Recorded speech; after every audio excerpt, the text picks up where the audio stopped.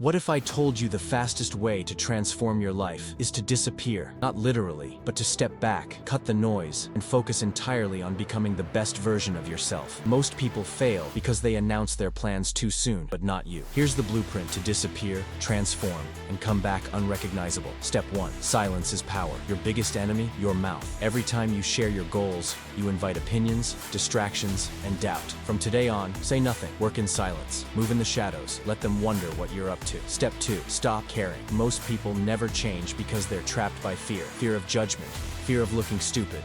Fear of failing. But here's the truth. No one is watching you. They're too busy with their own lives. The only opinion that matters, your future self. Are you making him proud? Step 3. Guard your ambitions. When you have a goal, the urge to share it is overwhelming, but resist. Every time you speak about your plans, you give people the chance to doubt, criticize, or steal your energy. Keep your mission sacred. Protect it like a treasure. Step 4. Hide your progress. Want to truly transform? Stop showing off. Don't flex your progress. Don't brag about your gym gains, your rising income, or your skills. Let them see when the transformation is complete. Until then, stay invisible. Step 5. Embrace the struggle. Growth is painful. Transformation is lonely. You will struggle. You will doubt yourself, but never seek sympathy. Never look for validation. The pain, that's the fuel. Every setback is shaping the new you, the one the world isn't ready for yet. Step 6. Make your life a mission. If you want real change, you can't treat this as a hobby. Want to get fit? Live at the gym? Want to make money? Grind every single day? Want to be unrecognizable? Commit fully. This isn't temporary. This is who you are now.